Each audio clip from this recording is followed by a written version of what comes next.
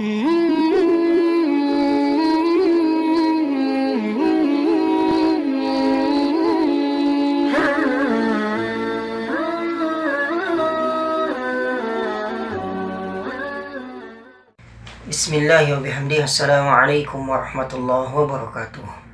Alhamdulillahirrabbilalamin. Wassalatu wassalamu ala asyrafil anbiya'i wal mursalin wa ala alihi wa sahbihi ajma'in, amma ba'du.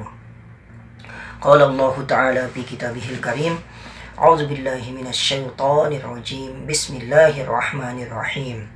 Uhilla lakum saydul bahri wa ta'amuhu mata'an lakum walis-sayyarah. Wa hurrima 'alaikum saydul barri wa ma dumtum huruma wattaqullaha alladzi ilaihi tuhsyarun. Dalam ayat yang saya baca ini merupakan ayat yang menunjukkan kesuciannya air laut dan kesucian binatang-binatang yang ada di laut itu. Tetapi perlu kita garis bawahi bahwa binatang yang suci yang bisa dimakan dari laut itu adalah yang tidak hidup pada dua tempat. Misalnya yang pertama, yang tidak boleh dimakan yang hidup di dua tempat, kura-kura. Kura-kura itu hidup di dua tempat, bisa di darat, bisa di laut. Dan Rasulullah SAW pernah ditanya tentang bagaimana hukum air laut itu. Maka beliau bersabda, al-hillu maitatuhu. Beliau menjawab tentang hukum binatangnya, tetapi sebelum itu beliau menjawab dengan hadis, at-tahuru ma'uhu al-hillu maitatuhu, bahwasanya air laut itu suci, mensucikan, boleh dipakai untuk bersuci, boleh dipakai untuk berwudu. Dan yang kedua yaitu binatang-binatangnya itu suci dan boleh dimakan. Seperti layaknya ikan, bangkai ikan yang ada di laut boleh kita makan. Nah, dan untuk ikan, seperti ikan-ikan itu, walaupun ikan binatang laut itu misalkan dia hidup di satu tempat, akan tetapi dia itu seperti anjing atau seperti babi, mohon maaf, seperti anjing atau babi, itu boleh dimakan. Dengan syarat dia hidup di satu tempat. Semua hewan laut itu boleh dimakan dengan syarat dia hidup di satu tempat. Ini menurut pendapat Imam Syafi'i. Teman-teman bisa cek di kitab Al-Bajuri, kitab-kitab fikih lainnya. Al-Bajuri di sana dijelaskan. Dan untuk permasalahan yang sekarang ini terkait masalah bagaimana hukum air cumi yang hitam itu. Kita cumi yang mengeluarkan tinta hitam. Perlu kita ketahui bahwa cumi yang keluar tinta hitam ini, ulama ikhtilaf dalam masalah ini. Karena sekarang kita bisa berpikir, coba kita pikirkan, ternyata bukan cumi saja yang mengeluarkan tinta hitam. Gurita, ikan sotong, cumi bisa mengeluarkan. Dan yang kita fokuskan ini masalah cumi, karena yang biasa dimakan di Indonesia atau di tempat-tempat lain ini adalah cumi dengan cairannya ini. Bagaimana hukumnya? Coba saya akan membacakan ibarat di kitab Bughiyatul Mustarsyidin.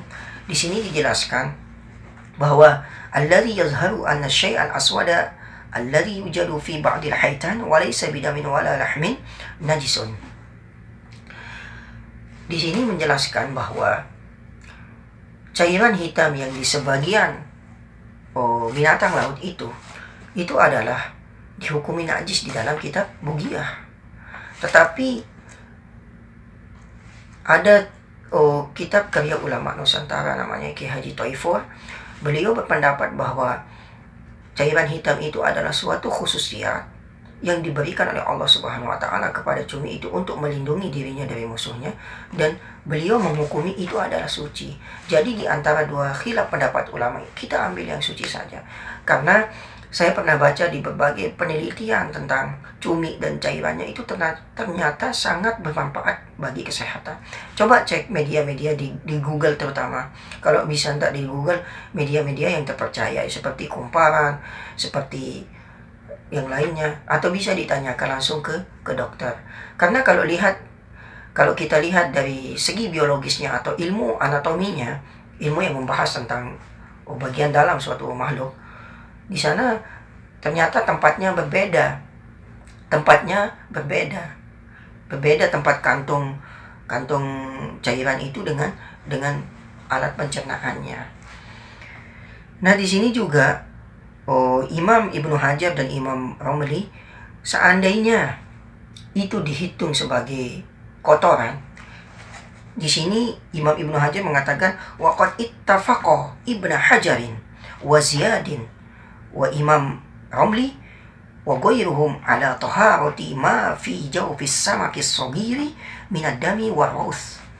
Mereka sepakat, Imam Ibnu Hajar dan Romli dan Ibnu Ziyad, bahwasanya apa yang ada di dalam perut ikan yang kecil itu dihukumi suci dan boleh memakannya. Namun ada satu ulama yang berbeda pendapat di masalah ikan yang besar. Kalau ikan yang besar, Imam Ibnu Hajar mengatakan dia itu najis dan tidak boleh dimakan. Tapi kalau Imam Ramli, ini dari mazhab Syafi'i juga, bal jaru alaihi ar-Ramli al-kabir aidan, bahwasanya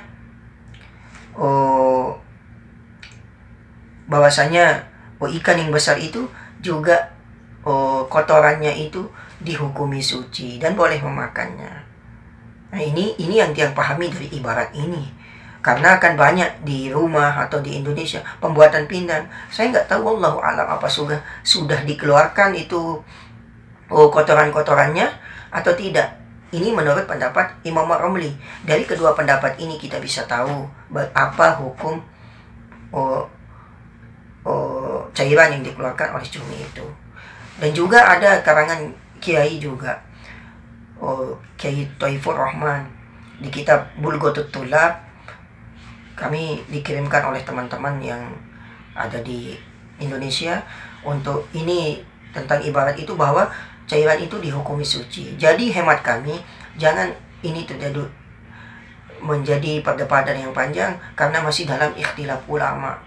Dan kita perlu juga menanyanya kepada yang ahlinya di dalam bidang anatomi. Anatomi itu membahas sel dalam, kerangka dalam, apa yang ada di dalam hewan tersebut.